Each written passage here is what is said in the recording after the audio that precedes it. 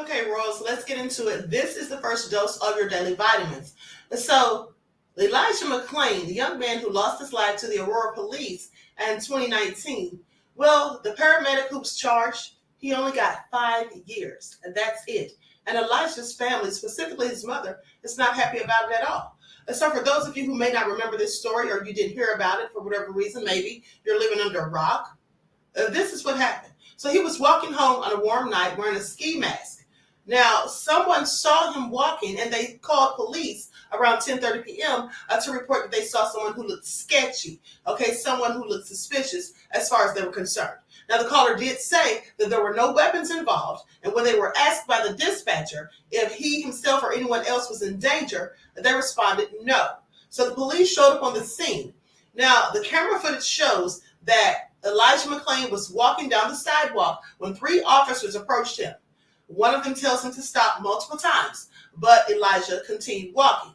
Now, according to body camera footage, the officer put his hands on McClain, saying he tensed up when McClain replied, "Let go of me." The 2 other officers then appear to put their hands on him at that point. He says that he was simply going home. You guys started to arrest me and I was stopping my music to listen. You see, he didn't respond in the first place because he was wearing earphones, as many people do when they're on their way home or just walking.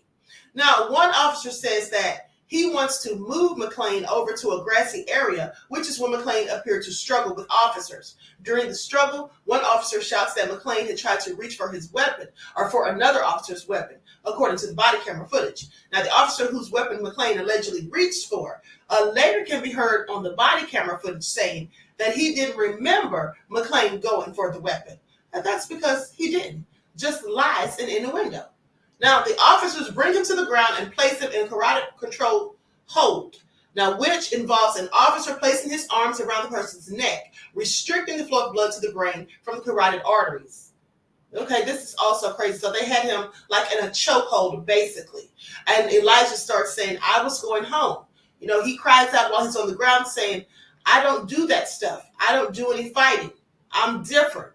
This is just a peaceful young man walking home, and he was wearing a ski mask because he had allergies or he had some sort of health condition. I believe it was something to do with anemia, if memory serves me correct. But nonetheless, the paramedics ended up arriving on the scene, and then the senior paramedic told them to give him ketamine. Now, 500 doses. Didn't ask any questions, didn't know this man's health condition, and they say this is policy, this is common protocol. When someone, I guess, is out of control, according to them. But I think that's absolutely crazy because when you go to the hospital or to your doctor's office, they always ask you if you have any allergic reactions to any sorts of medications and things of that nature. But they didn't even bother to ask.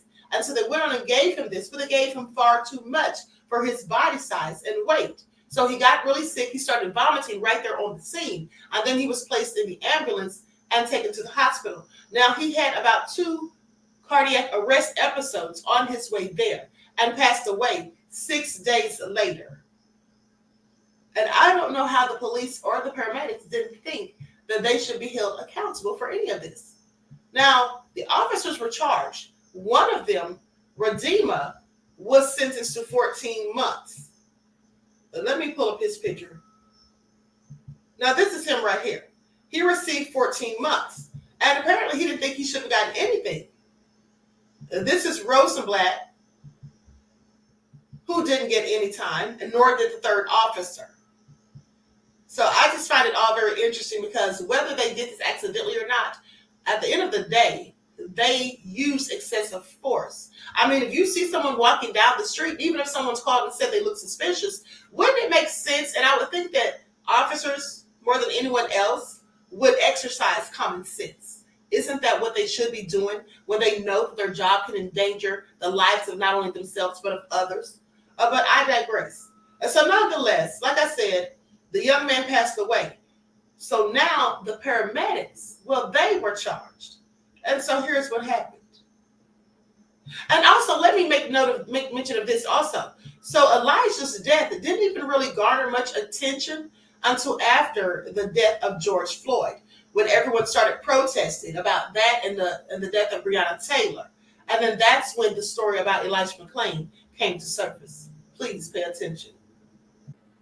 And I want you to pay attention because in the autopsy report, basically the coroner said that the cause of death was undetermined, meaning that he couldn't determine whether Elijah McClain died by accident, a homicide, or of natural causes. Now, the report references multiple abrasions on McClain's face, back, and legs, and also references some hemorrhaging around his neck. Though the report notes that the levels of ketamine in Elijah McClain's body were at therapeutic levels, the examiner could not rule out that he had an unexpected reaction to the drug. How about it was too much in his system? Okay? It was more than just an unexpected reaction. It was negligence and it was foolish. They gave this young man 500 milligrams without knowing his prior health conditions, without knowing how much they were supposed to give him, apparently. Now, the coroner ultimately determined that it was most likely McClain's physical exertion that led to his death, but stopped short of saying he died from natural causes. I want you all to pay attention. He stopped short of actually saying he died of natural causes. Say what? And then tried to victim blame by alluding to the fact that it was likely his physical exertion, but not the injection of ketamine that was far too much for his body weight and size. This is all just so crazy. But then they amended the autopsy, and when they amended it, he said, the coroner that is said, in my final report, he died of complications of ketamine administration following forcible restraint. But nonetheless, even though it was amended to add that tidbit of information in, he still listed the death as undetermined. Okay, as if they haven't a clue exactly what led to it. Now, it says in the report that he had a heart attack, and then, he was brain dead. And then, so he passed away after 6 days. But I could have sworn, and I still believe it to be true, that in the initial report, the reports that first came out in 2019, when this story first happened, that they said that he had 2 heart attacks in the ambulance on the way to the hospital. And I remember because I reported on this story when it first occurred. But anyway, it doesn't even really matter at this point because we know how they lie. We know how they lie and paint narratives. And the nerve of him to stop short of saying it was actually natural causes and leaving it listed as undetermined, knowing full well that he was giving an overdose, basically, of ketamine. Now, Elijah McClain's mother was very upset. And who wouldn't be? She said there was no justice because 2 paramedics were found not guilty of criminally negligent homicide in connection to Elijah's death. And then only one of the cops was found guilty and only got a measly 14 months, of which his attorney plans to appeal. So the paramedic, Peter Sichunik, well, that's the one that was found guilty and then got only 5 years. And Elijah was just walking home. He didn't do anything wrong. He was not committing types of crimes or anything. He wasn't bothering anyone. He was minding his own business. But see, when you look like me, I guess you can't even do that in this country and make it home safe. But anyway, I digress.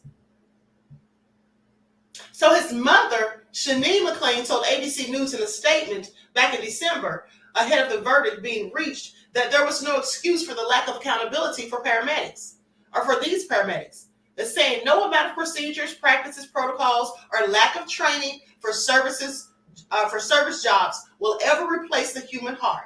I am sure that if Elijah had been one of their children, family members, friends, or comrades, they would not have been so indifferent to what was happening, like they were with my son. And she's absolutely right. She says we're supposed to do better if we know how to do better. So there is no excuse for the lack of accountability and their collective actions. And Elijah, by the way, only weighed 143 pounds. But, he was given a higher dose of the ketamine than recommended for someone his size and overdosed. Okay? This is absolutely crazy, but they want to say undetermined, the cause of death. What about the bruises and abrasions on his body?